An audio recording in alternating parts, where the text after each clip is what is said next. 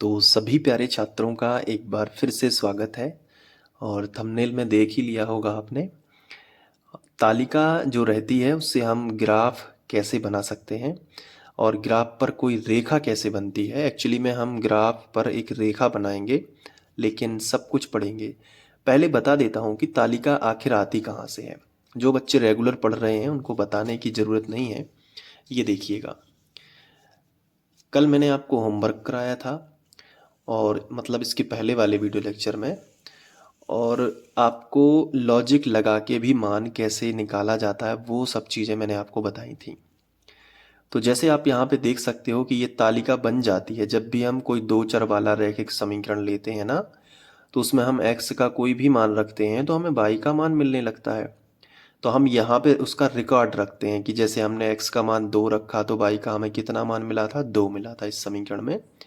फिर हमने इसी में देखो आप कि y की जगह पे 0 रख दिया था, तो इसी समीकरण में x का मान हमें 5 मिल गया था। तो जो भी हम मान रखते हैं और जो हमें प्राप्त होता है वो हम एक तालिका के द्वारा प्रदर्शित करते हैं। वही तालिका यहाँ पे मैंने बनाई हुई है, देखिए आप, ये बनाई हुई है तालिका। तो इस तालिका से अब हम सीखेंगे कि हम ग्राफ कैसे बनाते हैं। तो चलिए पहले मैं आपको ग्राफ से थोड़ा सा परिचित करवा देता हूँ। उसके पहले आप ये बताओ कि तालिका कहाँ से आती है। क्या बता पा रहे हो आप, तालिका आती कहाँ से है? तो आपका जवाब होगा कि तालिका आती है दो चर वाले रैखिक समीकरण को हल करने से। ठीक है, याद रहेगा, दो चर वाले रैखिक समीकरण को हल करते हैं, जैसे कि मैंने यहाँ पे बताया आपको, वहाँ से तालिका आ जाती है। अब तालिका से उस दो चर वाला जो रैखिक समीकरण रहेगा उसका हम ग्राफ खींच सकते हैं। तो पहले ग्राफ से आपका परिचय करवा देते हैं। देखो, ग्राफ इस तरीके का दिखाई देता है। इसमें क्या होता है, एक एक्स अक्ष होती है और एक वाई अक्ष होती है। अध्याय 2 में आपने देखा होगा, छोटा सा परिचय था प्रश्नावली 2.1 में। तो एक्स अक्ष होती है और वाई अक्ष होती है। जो आड़ी लाइन होती है उसी को हम एक्स अक्ष देंगे, कभी यहाँ पे वाई अक्ष नहीं देंगे। कागज में जैसे हम पढ़ रहे हैं ना उसी तरीके से आपको भी बनाना है। आप चाहो तो ग्राफ कॉपी ले सकते हो या फिर ग्राफ अपने रजिस्टर में बना सकते हो। ग्राफ बनाते कैसे वो भी मैं आपको सिखाऊंगा, लेकिन पहले ये सीख लो, ग्राफ बनाना मैं अलग से सिखाऊंगा, ठीक है, जब सवाल करेंगे। पहले ये देखो कि कोई भी तालिका रहती है तो उसमें रहता है एक्स अक्ष और वाई अक्ष। अब इसके बाद सुनो, दोनों का जो कटान बिंदु होता है, जो प्रतिच्छेदी बिंदु होता है, वो उसे कहते हैं मूल बिंदु। और मूल बिंदु को हम प्रायः ओ से दर्शाते हैं और इसके निर्देशांक होते हैं 0 0। तो मूल बिंदु के जो निर्देशांक है वो मैं यहाँ पे अलग कलर के पेन से लिख देता हूँ। मूल बिंदु के निर्देशांक क्या होते हैं बेटा, 0 0। परीक्षा में कई बार पूछा गया है, इसको ध्यान रखना। अब इसके बाद जो एक्स अक्ष होती है ना, उसमें आपको एक बात याद रखनी है कि इस तरफ धन की संख्याएं रहती हैं और इस तरफ माइनस यानी कि ऋण वाली संख्याएं रहती हैं। तो इसे हम एक्स का ऋणात्मक अक्ष भी कहते हैं। इस तरफ रहेंगी धनात्मक पूर्णांक और इस तरफ रहेंगे ऋणात्मक पूर्णांक। अब ऊपर इसी तरीके से बाई भी दो भागों में बटा हुआ है। ऊपर का जो बाई है वो धनात्मक पूर्णांक रहेंगे और जो नीचे का बाई रहता है उसमें रहते हैं ऋणात्मक पूर्णांक। ठीक है, क्लियर हो गया ना? अब समझो कि जैसे कोई भी तालिका हमें दी गई है। सपोज करो कि जो होमवर्क मैंने आपको दिया था उसकी तालिका ले लेते हैं। मैंने आपको होमवर्क दिया था और अगर आप रेगुलर पढ़ रहे हो तो आपको पता होगा, प्लेलिस्ट से पढ़ना है, डिस्क्रिप्शन में लिंक है। ठीक है, एक एक चीज बारीकी से आपको समझ में आएगी। अध्याय 3 पढ़ना कैसे है। जैसे यहाँ पे आप देखो कि x की वैल्यू 0 है और y का मान 6 है, तो ग्राफ कैसे खींच सकता है इसका? x का मान 1 है और y का मान कितना है, 4 है, तो ग्राफ हम कैसे खींच सकते हैं? देखो, x की जगह पर 0। तो देखो ग्राफ में होता क्या है, ग्राफ को मैं थोड़ा ऊपर रख लेता हूँ ताकि यहीं से देख के बना सकूं। ये देखो, मैं ग्राफ को ऊपर रख लेता हूँ। x का मान कितना दिखाई दे रहा है, 0, तो सबका 0 तो यही होता है। और y का मान कितना है, 6। तो ये जो लाइन खींची है ना, यहाँ पे हम नंबर दे सकते हैं। जैसे दो लाइन छोड़ छोड़ के, जैसे हमने यहाँ पे दे दिया नंबर 1, फिर 2, फिर छोड़ के हमने दे दिया, जैसे हर दूसरी लाइन पे नंबर दे रहे हैं तो 1 छोड़ के फिर यहाँ हमने समान समान अंतर पे नंबर दे दिया। जैसे 2, यहाँ दे दिया 3, यहाँ दे दिया 4, फिर यहाँ दे दिया 5, फिर यहाँ दे दिया 6, फिर यहाँ दे दिया 7। तो अब जैसे एक लाइन बस बीच में है, बाकी फिर उसके बाद नंबर दिया है, तो यहाँ भी उतना ही अंतर रखना है, एक बीच में रहेगी, फिर यहाँ नंबर 1, फिर यहाँ पे 2, फिर यहाँ पे 3, फिर यहाँ पे 4, फिर यहाँ पे 5 और यहाँ पे 6। यहाँ भी आप दे सकते हो जैसे -1, -2, -3, -4, ठीक है। और यहाँ पे क्या होगा, -5। यहाँ दे सकते हो कैसे, प्लस का 1, एक लाइन छोड़ के, ठीक है, फिर प्लस का हो जाएगा 2, फिर 3। तो ग्राफ ऐसे बनाते हैं, बहुत ध्यान से समझो। फिर अंतर समान होना चाहिए, हर जगह अंतर समान होना चाहिए, बिल्कुल ऐसे बना लो। अब x का 0 तो देखो, चाहे x का 0 हो चाहे y का 0, सबका 0 यही रहता है। और y का कितना है, 6, तो y का 6 आपको कहाँ मिलेगा, y का 6 ऊपर मिलेगा, ये देखो, क्योंकि धन का 6 है। अगर ऋण का होता यानी माइनस का होता तो नीचे मिलता, लेकिन धन का है तो कहाँ मिलेगा, ऊपर, यहाँ पे मिल जाएगा। यहाँ डार्क करेंगे, 0 पे क्यों नहीं डार्क किया, कई बच्चे पूछते हैं सर आपने 6 नंबर पे ही क्यों बिंदु माना, डार्क माना, दोनों का मिलान बिंदु 6 ही क्यों माना, 0 क्यों नहीं माना।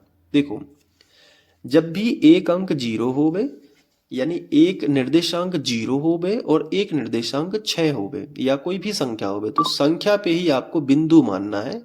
दोनों का मिलान बिंदु वो संख्या ही रहेगी, 0 कभी भी मिलान बिंदु नहीं माना जाएगा। याद रहेगा, सभी सवालों के लिए बता दिया है। अब x का मान कितना है, 1, और y का मान कितना है, 4। तो बताओ x का मान कहाँ है, ये देखो, x का मान कितना है, 1, और y का मान कितना है, 4। तो देखो y का मान ये है 4, क्योंकि y का मान धन में है और x का भी धन में है, तो दोनों प्रथम चतुर्थांश, ये कहलाता है प्रथम चतुर्थांश। ये द्वितीय, ये तृतीय और ये चतुर्थ। तो देखो x 1 और y का हो गया 4। यहां मिलेगा कैसे, देखो, 1 को ऊपर की ओर बढ़ाओगे, इधर से 4 को बढ़ाओगे, तो दोनों इस पॉइंट पे क्रॉस होंगे। तो ये बिंदु होगा, ना 4 डार्क होगा ना 1 डार्क होगा, क्योंकि दोनों ही संख्याओं को आगे की ओर बढ़ाते हैं। 1 को यहां से बढ़ाएंगे और 4 को यहां से, और दोनों जहां मिल जाएं वो दोनों ही संख्याओं का बिंदु होगा। अब यहाँ 0 और 6 था, तो 6 को 0 की तरफ मिलाएंगे या 0 की 6 की तरफ मिलाएंगे, तो वो संख्या पे ही बिंदु माना जाएगा, क्योंकि अब कहीं मिलाने के लिए जगह नहीं है, 0 तो यहाँ है ना। लेकिन 1 और 4 को मिलाने के लिए जगह थी, तो 1 को यहां से मिलाया, 4 को यहां से मिलाया। अब इन दोनों बिंदुओं को मिलाता हुआ एक रेखा खींचेंगे, रेखाखंड नहीं, रेखा खींचेंगे, दोनों बिंदुओं को मिलाती हुई एक रेखा, ये देखो। और ये जो रेखा रहेगी यही दो चर वाले रैखिक समीकरण के लिए प्रदर्शित करने वाली रेखा है। यहाँ पे वो दो चर वाला रैखिक समीकरण लिखेंगे जिसकी तालिका से ग्राफ बना है। 2x धन y बराबर 6। यहाँ पे आ जाएगा 2x धन y बराबर 6, ये, और दोनों तरफ p और q। तो ये दो चर वाला कोई रैखिक समीकरण होता है ना, तो उसमें हम मन से मान रख के, लॉजिक लगा के मान रख के तालिका बना लेते हैं, और उस तालिका से हम ग्राफ खींच सकते हैं। तो ये आपको जो होमवर्क में दिया था ना पिछले वीडियो लेक्चर में सवाल, उसी पे ग्राफ बना के दिखाया है। तो बन जाएगा ना। अगर बन जाएगा तो फिर इस वाली तालिका का ग्राफ खींच के देखो, अपने खुद से ग्राफ बनाओ। अगर ग्राफ कॉपी नहीं भी है तो ग्राफ खुद से बनाओ। और ग्राफ बनाते कैसे हैं उसके लिए मैंने पहले वीडियो लेक्चर में भी बताया था, और मैं यहाँ पे ग्राफ बनाना आपको बता रहा हूँ। सबसे पहले आपको एक्स अक्ष खींचनी है स्केल से। ये देखिए एक्स अक्ष खींच लिए इस तरीके से। थोड़ा सा ये टेढ़ी लाइन हो चुकी है जल्दी जल्दी में, तो ये एक्स अक्ष है, ठीक है। अब इसके बाद यहाँ पे खड़ी लाइन खींचते हैं जिसे हम कहते हैं बाह्य अक्ष, ठीक है। तो ये बाई का ऋणात्मक होगा, तो ये खींचना, देखो ग्राफ खींचना भी सीख लो। जरूरी नहीं है कि आपको एग्जाम में ग्राफ कॉपी मिले, कभी कभी मिलती है, कभी कभी नहीं भी मिलती है, तो आप फंस जाओगे। तो ग्राफ खुद से भी बना सकते हो, खुद का ग्राफ, ठीक है, देसी ग्राफ, तो वो भी आप बना सकते हो। चलिए अब देखो यहाँ पे क्या होगा, समान अंतर दे दो। यहाँ पे पहले पेन से बिल्कुल आराम से टिक लगाओ। पहले टिक लगाओ, क्योंकि जब हम नंबर लिखने लगते हैं ना तो अंतर भूल जाते हैं, समान अंतर देना। तो थोड़ा सा पहले तसल्ली से टिक लगा लो कि भाई यहाँ यहाँ पे नंबर लिखने हैं, ताकि ग्राफ ना गलत हो जाए। क्योंकि अब हाथ से बना रहे हो, ग्राफ कॉपी में तो फिर भी सहूलियत होती है थोड़ा बहुत, उसमें जो है लिखा रहता है, लाइंस बनी रहती है ना। तो ये बना लो इस तरीके से। नीचे भी बना दो, एक यहाँ पे, फिर यहाँ पे, फिर यहाँ पे। कोशिश करो कि बिल्कुल समान अंतर रहे। थोड़ा बहुत तो त्रुटि हो ही जाती है, फिर ह्यूमन बीइंग से, मानव है तो गलतियाँ करेंगे।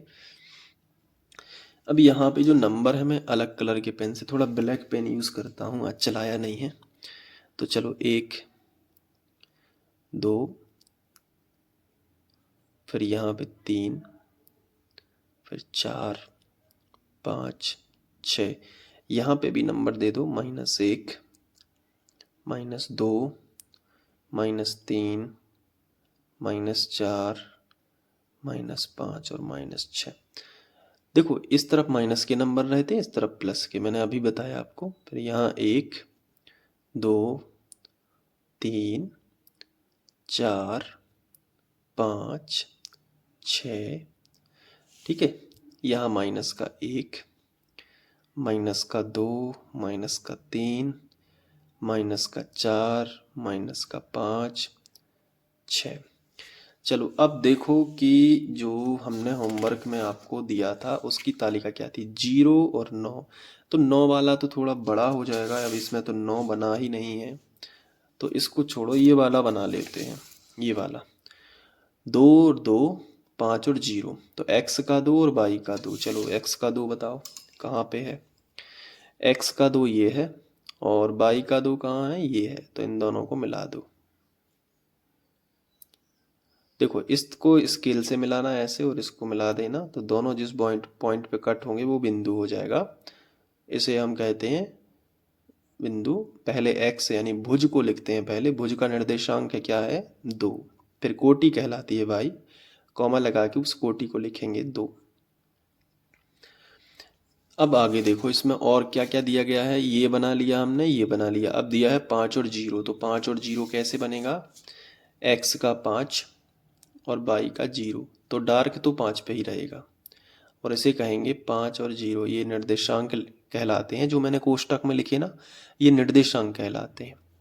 तो ये निर्देशांक कैसे दिए जाते हैं किसी भी ग्राफ में, तो वो मैंने आपको बताया। अब दोनों बिंदुओं को स्केल की सहायता से हम मिला सकते हैं।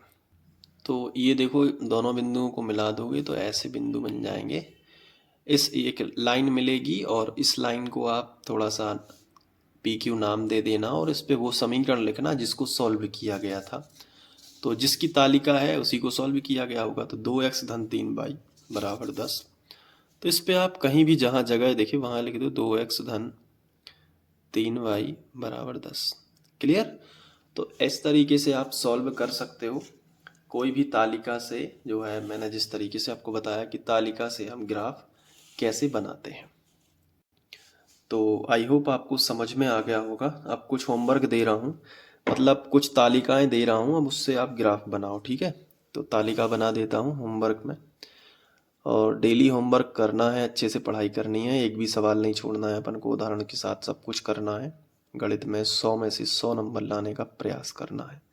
XY 2 0 3 5, एक तालिका ये मैंने दी है, इस पे ग्राफ बना लेना। ग्राफ अकेला सॉल्व नहीं करना है, केवल तालिका देख के ही ग्राफ बना लेना है। ग्राफ कॉपी अगर ले लोगे तो अच्छी बात है, नहीं लोगे तो बनाना मैंने बता ही दिया है। XY -3 2 2 3, ठीक है।